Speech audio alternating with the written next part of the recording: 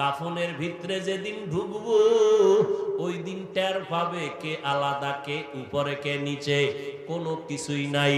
গোলামের লাশটা যেভাবে আছে মালিকের লাশটাও সেভাবে পড়ে থাকবে। ইমামের লাশটা যেমন আছে মুক্তাদির লাশটাও তেমন পড়ে থাকবে।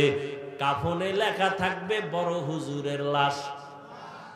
হ্যাঁ, কবরের সাইজও হবে এক নাকি আলাদা?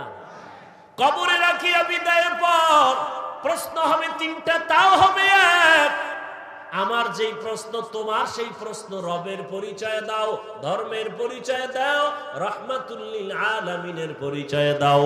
ও বাবা, আজকে আমি টুপি মাথায় না দিলে লজ্জা লাগে। তুমি কেমন মুসলমান যে তোমার টুপি দিতে লজ্জা লাগে? আমি দাড়ি কাটতে লজ্জা পাই, তুমি দাড়ি রাখতে লজ্জা পাও। তুমি কেমন মুসলমান হইলা বলো? আমি মসজিদে না ঢুকলে লজ্জা লাগে, তোমার মসজিদে ঢুকতে বড় লজ্জা লাগে। আমি পর্দা না করলে লজ্জা পাই, তুমি পর্দা করতে লজ্জা পাও। বলো বাবা, তোমরা কি সঠিক, আমরা ব্যাঠিক, নাকি আমরা সঠিক তোমরা ব্যাঠিক, না কোরআন মিথ্যা? কি ভাইবা আমাদের কথাগুলো ফালায়া দিতেছো?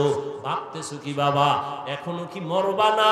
তোমার চোখের সামনে ছাত্র জনতার আন্দোলনে কত তাজা তাজা প্রাণ চলে গেল যুবক যুবতীর। ও আল্লাহর বান্দা, তুমি যে বাঁচবা কোনো গ্যারান্টি আসেনি। এমন একটা দিন নাই হুন্ডায় অ্যাক্সিডেন্ট হয়ে যুবক মরে না। পানির ভিতরে তাকাও, যুবকের লাশ। ঘুমের বিছানায় কত যুবক মরেনি? তুমি যে ঘুমাও, তুমি যদি ঘুমের মধ্যে মরিয়া যাও আল্লাহর আদালতে কি জবাব দিবা? মনটাকে জিজ্ঞাসা করো, আল্লাহর কোরআন সত্য নি? এই যুবকরা ঘুমাও, বল আল্লাহর কোরআন সত্য নি? এই যুবক, আমিও তো তোর মতো প্যান্ট শার্টটাই লাগায়া দাড়ি কাইটা যদি চলতাম কেউ আমারে বাধা দিত না। টুপি মাথায় দিলে মাথা গরম, দাড়ি রাখলে যৌবনের ভাব চলে যায়, লম্বা জামাটার কারণে গরম লাগে, কম বুঝি না। এরপরও কেন টুপি ফালাই না, দাড়ি ফালাই না, লম্বা জামা ফালাই না? সরকার আমগো ভাতা দেয় আলাদা না, বরং সরকারও চায় টুপিওয়ালাদের মুখে তালা দাও, টুপি ফালায় দাও, সব ল্যাংটা বানায় দাও। হুজুর টুজুরের দরকার নাই। বিভিন্ন চক্রান্ত, এত কিছুর পর কেন টুপি ফালাই না, দাড়ি ফালাই না? বরং পাও দৌড়ে দৌড়ে তোমাদেরও বুঝাই, অথচ তুমি আমার 1 টাকার বেতনও দাও না, বরং তুমি দাও গালি, দাও তুমি বকা, বিরোধিতা করতে থাকো। এরপরও কেন মাথা নত করিয়া তোমার কাছে বিনয়ের সাথে পাও দৌড়ে বুঝাই, নামাজটা পড়ো বাবা, দাড়িটা লম্বা করো, মা বাবার দোয়া নিয়ে চলো।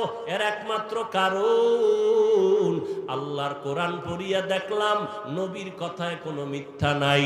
আমার নবী 63 বছর হায়াতে কোনো মিথ্যা বলেন নাই। ও আল্লাহর বান্দারা, আমার আল্লাহর কোরআন সত্য। ওই কোরআনে জান্নাতের বয়ান আছে, তাও সত্য। আল্লাহর কোরআনে জাহান্নামের বয়ান আসেনি? স্বীকার কর, আছে। জাহান্নামের বয়ানও সত্য। কে জান্নাতে যাবে, কে জাহান্নামে যাবে আল্লাহ তাও বয়ান করেছেন। ইন্নাল আবরারা লাফি নাঈম ওয়া ইন্নাল ফুজ্জারা লাফি জাহিম। নেক আমলওয়ালারা জান্নাতের পথিক, গুনাহ যারা করবে তারা জাহান্নামের পথিক। এবার নেক আর গুনাহ তো তুমি নিজেই বুঝো। মিথ্যা বলা নেক না গুনাহ?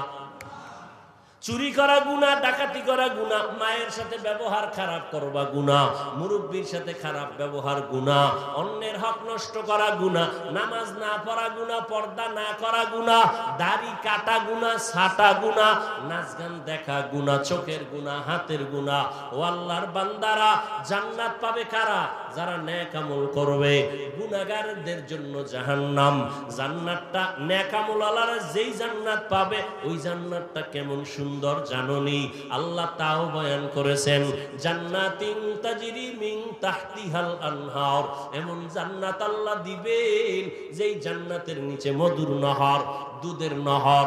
এত সুন্দর জান্নাত যেখানে কোনো বুড়া বুড়ি নাই, সব যুবক আর যুবতী, কোনো কালো মানুষ থাকবে না, মন ভরে খাবে, কোনো বাথরুম নাই, কোনো দুর্গন্ধ নাই।